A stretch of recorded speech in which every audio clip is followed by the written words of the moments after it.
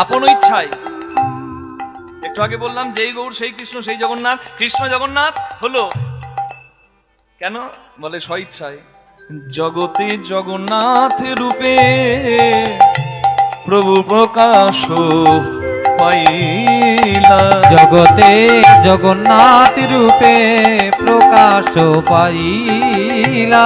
বলে জয় জগন্নাথ জয় জগন্নাথ, জয় জগন্নাথ জয় জগন্নাথ, তুমি তো জগতের নাথ। জয় জগন্নাথ জয় জগন্নাথ, তুমি তো জগতের নাথ। জয় জগন্নাথ জয় জগন্নাথ, তুমি তো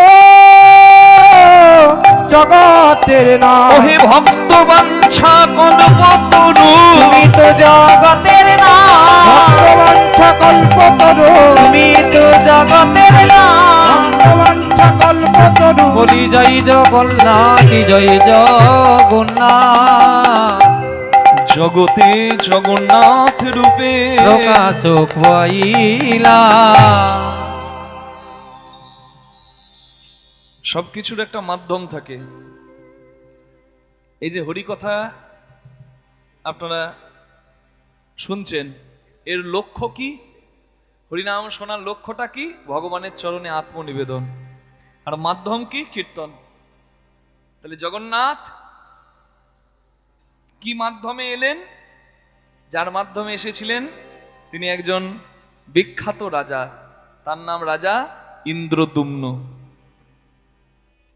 প্রথমেই বলে রাখি কি করে কৃষ্ণ জগন্নাথ হলেন। ভগবান শ্রীকৃষ্ণের 3 লীলা, বৃন্দাবন লীলা, মথুরা লীলা, দ্বারকা লীলা, ইতিপূর্বে এই কথা আপনাদের সামনে আমি উপস্থাপনা করেছি।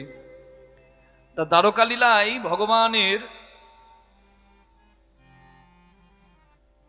শ্রেষ্ঠ যজ্ঞের নাম হলো প্রভাস যজ্ঞ। প্রভাস যজ্ঞ করার পর ভগবান শ্রীকৃষ্ণ উপলব্ধি করলেন যে যদুকুল ধ্বংস হবে, কৃষ্ণ ভগবানের কুল ধ্বংস হয়ে যাবে। কেন? জ্ঞানে অজ্ঞানে কখনো পাপ করাতে নাই মা। ভগবান কৃষ্ণের কুল ধ্বংস হয়ে গেল, আর আপনি আমি কে? জয় রাধে। কাউকে দুমুঠো তুলে দিতে পারবো না তো তার ভাতের থালাটা কেড়ে নেবার অধিকারও আমার নাই। শীতে কষ্ট পেতে দেখে কাউকে একটা কম্বল দিতে পারবো না তো তাকে নিয়ে বিদ্রুপ ব্যঙ্গ করার অধিকারও আমার নাই। কারোর দীর্ঘশ্বাস মানুষের সর্বনাশ করে দেয়। যেন কখনো জ্ঞানত অপরাধ করতে নাই, খুব সাবধান থাকতে হয়। কৃষ্ণ ভগবান গান্ধারীর কাছে অভিশাপ পেয়েছিল যে আমার বংশে বাতি দিতে কাউকে রাখলি না, তোর বংশে বাতি দিতে কেউ থাকবে না। এটা হলো প্রথম অভিশাপ। দ্বিতীয় অভিশাপ কে পেয়েছিল? কৃষ্ণের পুত্র, মানে বাবাও পেয়েছে অভিশাপ, ছেলেও পেয়েছে অভিশাপ। কৃষ্ণ ভগবানের পুত্রের নাম সাম্য। দুর্বাসা মুনি প্রচন্ড ক্রোধী। সেই দুর্বাসা মুনি রাস্তা দিয়ে যাচ্ছে,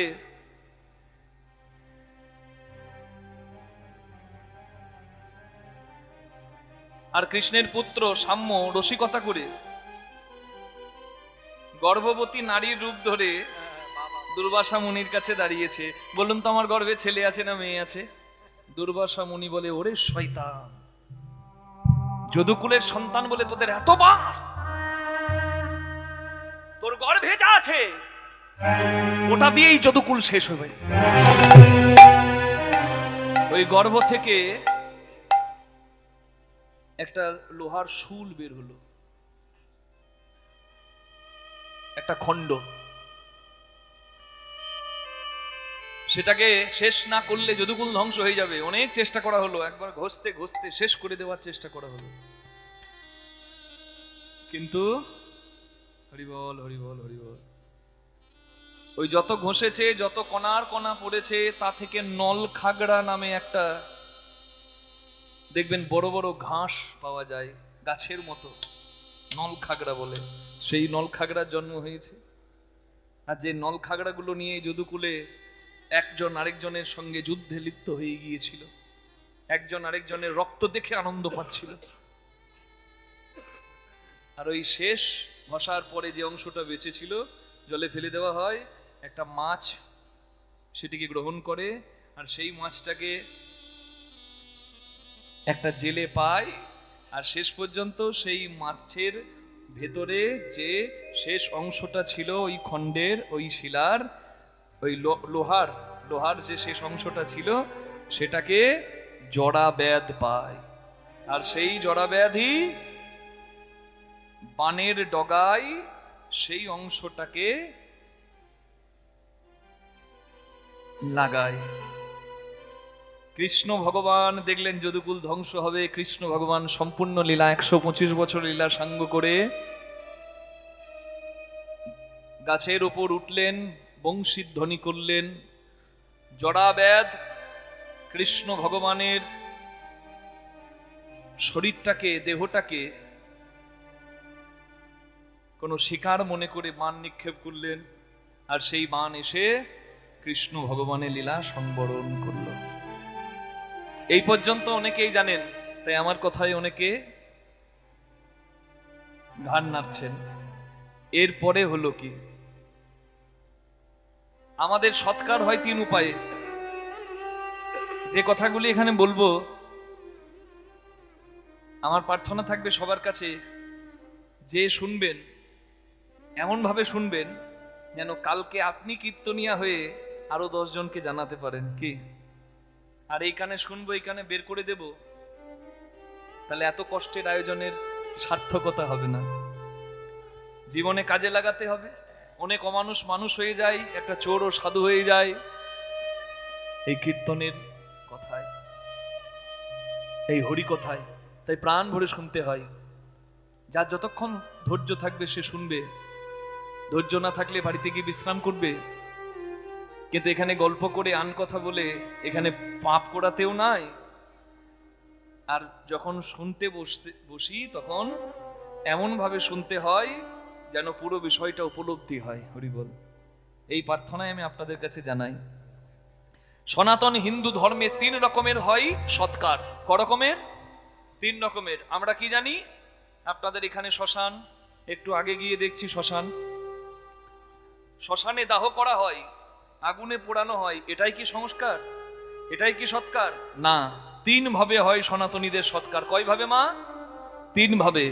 একটি সৎকার হলো অগ্নিদগ্ধ, মানে আগুনে পোড়ানো। এই সৎকারটা যে কতটা গুরুত্বপূর্ণ অন্য ধর্মের মানুষও টের পেয়েছে। কখন? করোনার সময়। অন্য যেভাবে আপনি সৎকার করবেন করুন, ওই জীবাণু আবার পরে বের হতে পারে, ছড়াতে পারে, কিন্তু আগুনে যাদেরকে পুড়িয়ে দেওয়া হয়েছে কোনোভাবে সেখান থেকে আর জীবাণু ছড়াবে না। নেতাই গৌর হরি হরি বল। বুঝতে পারছেন কেন সৎকারের পদ্ধতিটা এইরকম? হ্যাঁ, কারণই হলো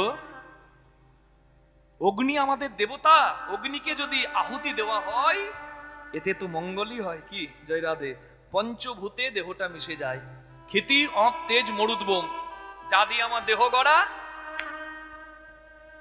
তাই চলে যাবে এই প্রকৃতিতে। কি মাটিতে মিশে থাকে মাটি, ক্ষিতি, তারপরে অপ, তারপরে তেজ, এই যে জঠরের আগুন, এই যে খাবার হজম হচ্ছে, আছে তো বাবা জয় রাধে, হজম করার যন্ত্র, এই যে জঠরের আগুন, এটা হলো তেজ মানে অগ্নি। মরুত মানে বাতাস, শ্বাস নি, কি থাকে বুকে? ফুসফুস, লাংস, শ্বাস। মরুত। বোম, বোম মানে শূন্য, মহাশূন্য। কি শূন্য? মানে চিন্তা, চিন্তা শক্তি। এই যে ক্ষিতি অপ তেজ মরুত বোম, পঞ্চভূতের দেহ। অগ্নি সৎকার হলো, পঞ্চভূতে মিশে গেল। জয় রাধে। এটা একটা সৎকার। দ্বিতীয় সৎকার হলো বৈষ্ণবদের সৎকার। কি দেওয়া হয় বৈষ্ণবদের? সমাধি। তাহলে অন্য ধর্মের মানুষদেরকেও তো সমাধি দেওয়া হয়, যেমন মুসলিমদের, যেমন খ্রিস্টানদের। তাহলে বলুন ওই সমাধি আর আমাদের বৈষ্ণবের সমাধি কি এক? না। কেন এক নয়? তাদের সমাধি দেওয়া হয় শুইয়ে, আর বৈষ্ণবকে সমাধি দেওয়া হয় বসিয়ে। নিতাই গৌর হরি বল।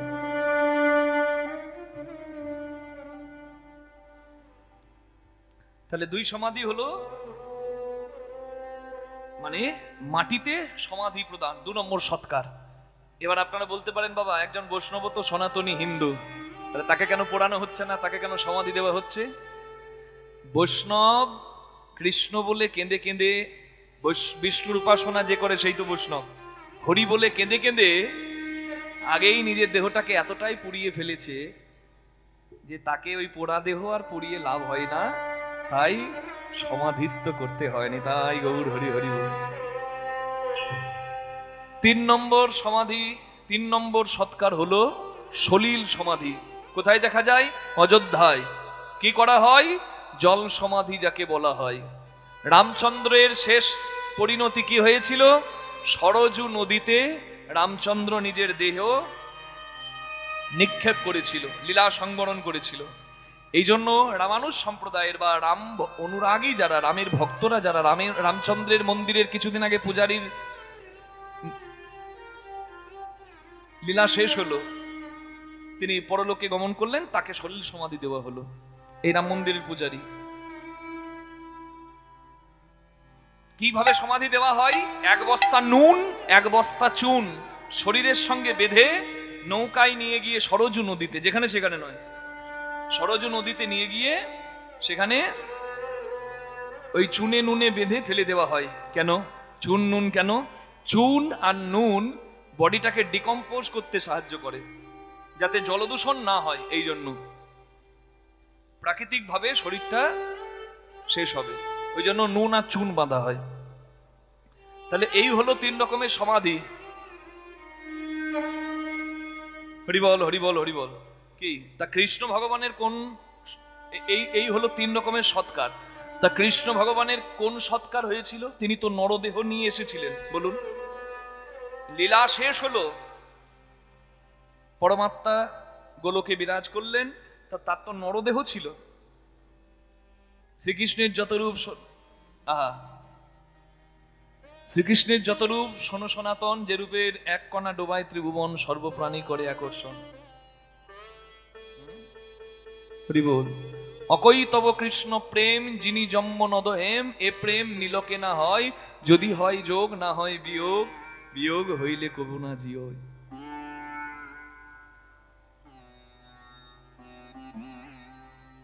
হরিবল। শ্রীকৃষ্ণের যত লীলা সর্বোত্তম নরলীলা, নরবপু যাহার স্বরূপ, গোপবেশ বেনুকর, নবকৈশোর নটবর, নরলীলা হয় অনুরূপ। কি হলো? গোবিন্দের শেষ, হ্যাঁ, কৃষ্ণ ভগবানেরও সৎকার করা হলো। কোথায়? কোথায়? দেহটাকে সৎকার করা হলো কোথায়? প্রভাস তীর্থে। প্রভাস তীর্থ কি? যারা গুজরাট যাবেন তারা সোমনাথ শিব মন্দির দর্শন করবেন, 12 জ্যোতির্লিঙ্গের প্রথম জ্যোতির্লিঙ্গ, তার কাছেই আছে, দেখবেন প্রভাস তীর্থ। প্রভাস তীর্থ কি? সমুদ্রং পশ্চিমং গত্র সরস্বতী সঙ্গম মারা ধৌত দেবী কান্তি বাকুস্বতী। সমুদ্রের পশ্চিম উপকূলে, মানে এই আরব সাগরের তীরে, গুজরাটে হিরণ্য, কপিলা আর সরস্বতী, 3টে নদীর নাম মনে থাকবে। কি মা? হিরণ্য, কপিলা, সরস্বতী। এই 3 নদী এক হয়ে প্রভাস নদী, প্রভাস তীর্থ নাম ধরে সমুদ্রে মিশেছে। তাহলে সেইখানে কৃষ্ণ ভগবানের সৎকার হলো। কৃষ্ণ ভগবানের সব অংশ শেষ হলেও কৃষ্ণ ভগবানের পরমাত্মা হৃদয় স্বরূপ, কেউ বলে নাভি, নাভি থাকে অবশেষ সাধারণ মানুষের, ভগবানের অবশেষ ছিল হৃদয় স্বরূপ।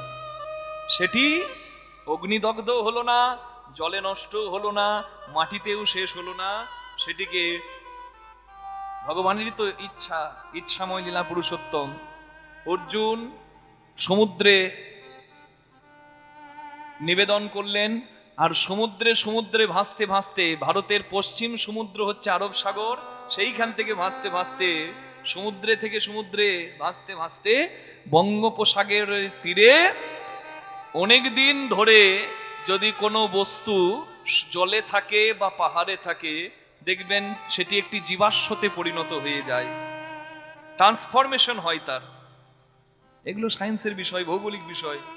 জিওগ্রাফির বিষয়। তা ভগবানের ওই হৃদয়টা একটি দারুব্রহ্ম কাষ্ঠ রূপে পরিণত হলো, আর সেটি পুরীর সমুদ্রে যখন এলো, সেটি থেকেই জগন্নাথের বিগ্রহ নির্মিত হলো। নিতাই গৌর প্রেমানন্দে হরি হরি হরি বল। এই জন্য বলে এখনো জগন্নাথের মধ্যে আমার কৃষ্ণ ভগবানের হৃদয় বিরাজ করছে। নিতাই গৌর প্রেমানন্দে হরি হরি হরি।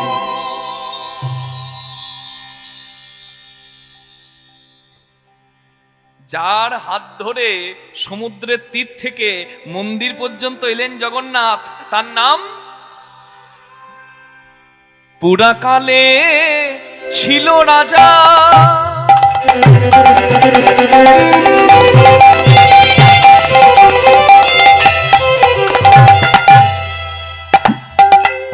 তার ইন্দ্রদুম্ন না